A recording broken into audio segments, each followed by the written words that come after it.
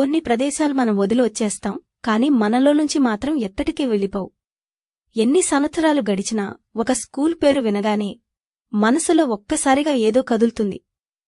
Class room గుర్తొస్తుంది, black board గుర్తొస్తుంది, bench మీద మనం కూర్చున్న చోటు గుర్తొస్తుంది, మన పక్కన కూర్చున్న స్నేహితుడు గుర్తొస్తాడు. వెళ్ళు మోగగానే పుస్తకాలు మూసేసి బయటికి పరిగెత్తిన రోజులు గుర్తొస్తాయి. అప్పట్లో అవన్నీ సాధారణమైన రోజులు. కాని ఈరోజు వెనక్కి తిరిగి చూస్తే అవే మన జీవితంలో అత్యంత విలువైన జ్ఞాపకాలుగా మారిపోయాయి. అందుకే జెడ్పీహెచ్ఎస్ అంటే కేవలం ఒక స్కూల్ పేరు కాదు, అది ఒక వయసు, ఒక ప్రపంచం. మనకు తెలియకుండానే మనల్ని మనం తయారు చేసుకున్న కాలం. మన బాల్యంలో మనకు పెద్ద సమస్య ఏంటంటే హోంవర్క్ చేయకపోవడం, పరీక్షలో మార్కులు తగ్గడం, టీచర్ ముందు నిలబడటం, లేదంటే స్నేహితుడితో చిన్నబొడవ. అంతే. అప్పుడు మన సమస్యలు చాలా పెద్దవిగా అనిపించేవి. కాని ఇప్పుడు ఆలోచిస్తే ఆ రోజులు ఎంత చిన్నవో కాదు, ఎంత ప్రశాంతంగా ఉండేవో అర్థమవుతుంది. అప్పట్లో మన దగ్గర పెద్దగా డబ్బు లేదు, ఖరీదైన ఫోన్లు లేవు, సోషల్ మీడియా లేదు, ప్రతి క్షణాన్ని ఫోటో తీసి దాచుకునే అలవాటు లేదు.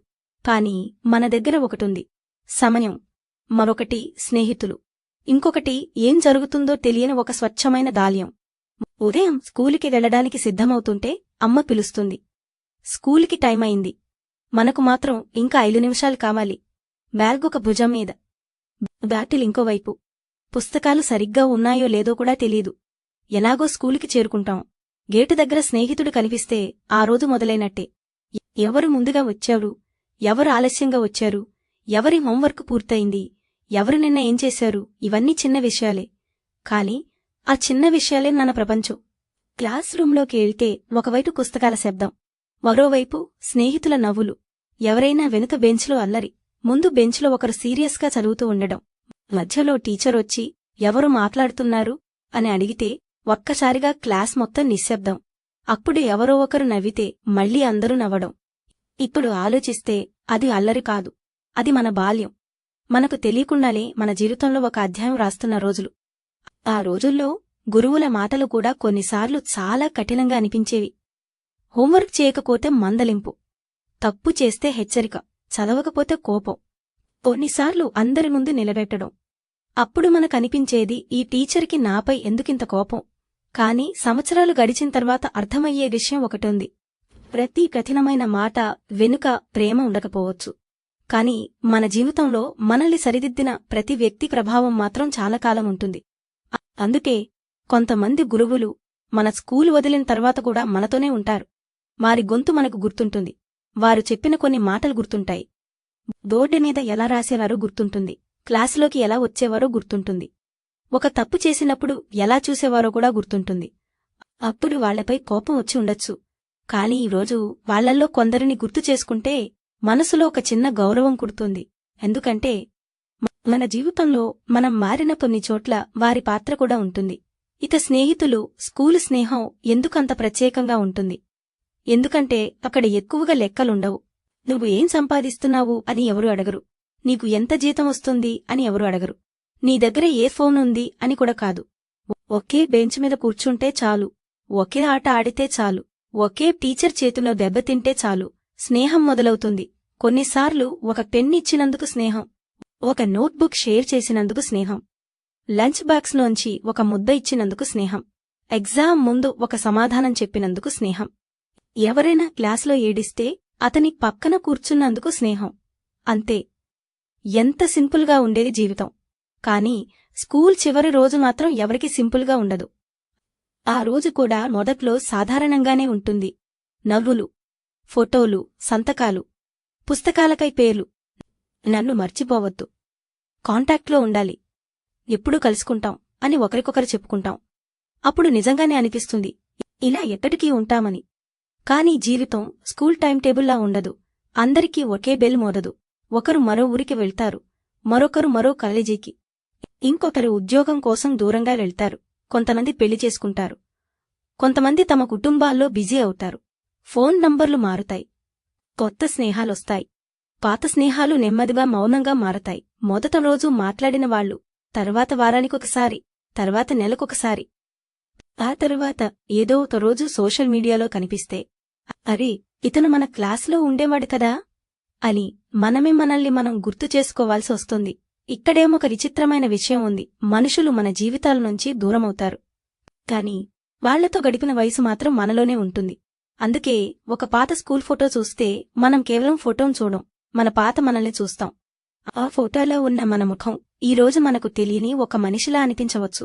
అప్పుడు మనకు బాధ్యతలు లేవు, భవిష్యత్తు గురించి పెద్ద భయం లేదు, ఎవరితో పోల్చుకోవాల్సిన అవసరం లేదు. జీవితం ఎంత కఠినంగా ఉంటుందో తెలీదు. మనకు తెలిసిన ప్రపంచం మన స్కూల్, మన క్లాస్, మన టీచర్లు, మన ఫ్రెండ్స్, మన ఆట స్థలం, మన ఇంటి దారి, అంతే. అందుకే బాల్యం అందంగా అనిపిస్తుంది. బాల్యంలో సమస్యలు లేవు కాబట్టి కాదు, మన సమస్యలు చిన్నవిగా ఉండటం వల్ల. మన మనసు వాటిని పెద్దగా మోసుకెళ్లేది కాదు.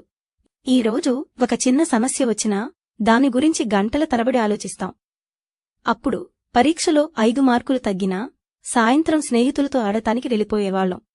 అప్పుడు మనకు బాధ ఉండేది, కాని బాధ ఎక్కువ కాలం ఉండేది కాదు. మనసు త్వరగా మళ్లీ నవ్వేది. బహుశా అదే బాల్యానికున్నసలు అందం.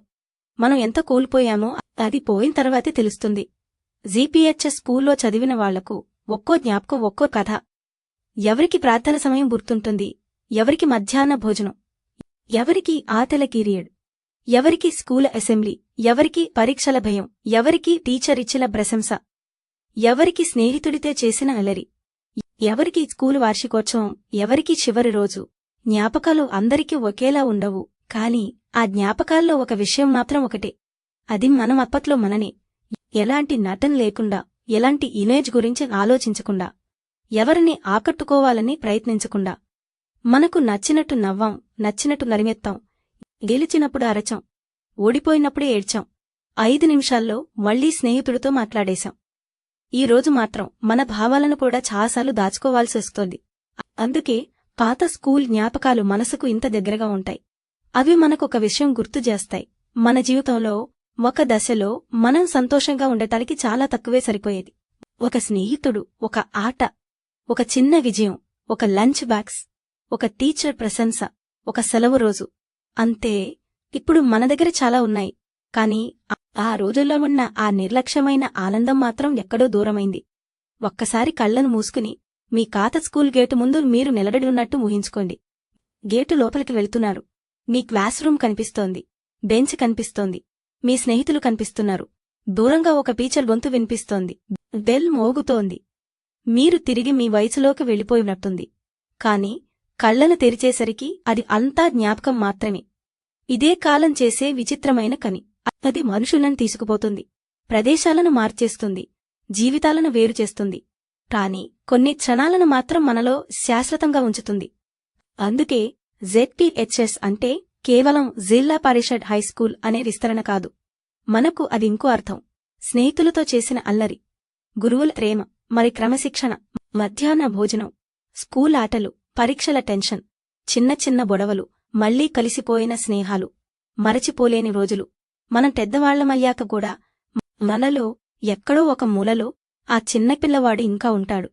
కొన్నిసార్లు ఒక పాట వింటే బయటికొస్తాడు, ఒక పాత ఫోటో చూస్తే బయటికొస్తాడు, ఒక పాత స్నేహితుడి ఫోనొస్తే బయటికొస్తాడు, లేదంటే మన పాత స్కూల్ పేరు ఎవరో పలికినప్పుడు అతను మళ్లీ నవ్వుతాడు. అది గతాన్ని తిరిగి తెచ్చుకోవడం కాదు, మనలో ఒక భాగం ఎక్కడ్నుంచి వచ్చిందో గుర్తు చేసుకోవడం.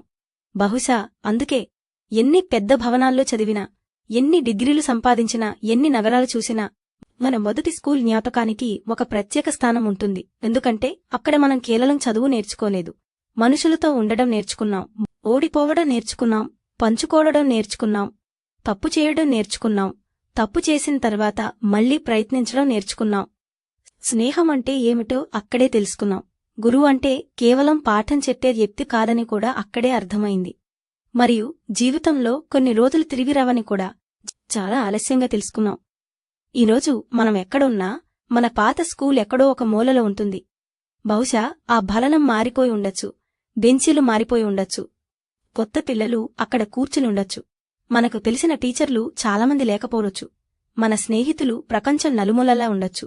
కాని మన జ్ఞాపకాల్లో ఆ స్కూల్ ఇంకా అలాగే ఉంటుంది. అక్కడే మన పాత నవ్వు ఉంటుంది, మన పాత అల్లరి ఉంటుంది, మన పాత స్నేహితులుంటారు, మనకిష్టమైన గురువులుంటారు, మరియు మన బాల్యం ఉంటుంది. బహుశా జీవితంలో తిరిగి పొందలేని వాటిలో డబ్బు కాదు, సంపద కాదు, హోదా కాదు, మన బాల్యంలోని ఆ అమాయకమైన సమయం. అది తిరిగి రాదు, కానీ దాని జ్ఞాపకం మాత్రం మనతోనే ఉంటుంది. అందుకే జీపీహెచ్ఎస్ అంటే ఒక స్కూల్ కాదు, మనలో ఎప్పటికీ మూసివేయలేని ఒక క్లాసురూమ్. అక్కడ మనం ఇక్కడికి కూర్చునే ఉంటాం. మన పక్కన మన స్నేహితుడుంటాడు, ముందు మన గురువు ఉంటారు, బయట స్కూల్ బెల్ మోగుతుంది. మనం మళ్లీ చిన్నవాళ్లమవుతాం. ఒక క్షణం కోసం అయినా ఈరోజు జీవితంలోని అన్ని బాధ్యతలు పక్కనపెట్టి ఆ జ్ఞాపకాల్లోకి మనసు వెళ్ళినప్పుడు అక్కడ మనకొక విషయం మాత్రమే అర్థమవుతుంది. ఆ రోజులు మనకు అప్పట్లో సాధారణంగా అనిపించాయి, కాని మన జీవితంలోని అత్యంత అందమైన రోజులు అనే. జీపీహెచ్ఎస్ అంటే పుస్తకాలు మాత్రమే కాదు, అది స్నేహితులతో చేసిన అల్లరి, గురువుల ప్రేమ, క్రమశిక్షణ, నవ్వులు, చిన్న చిన్న గొడవలు, పెద్ద పెద్ద కలలు, మరియు మన జీవితంలో ఎప్పటికీ తిరిగి రాని ఆ అందమైన బాల్యం. కొన్ని జ్ఞాపకాలకు వయసు ఉండదు, మనకు వయసు పెరుగుతుంది, కాని ఆ జ్ఞాపకాల్లో ఉన్న మనం మాత్రం ఎప్పటికీ అదే వయసులో ఉంటాం.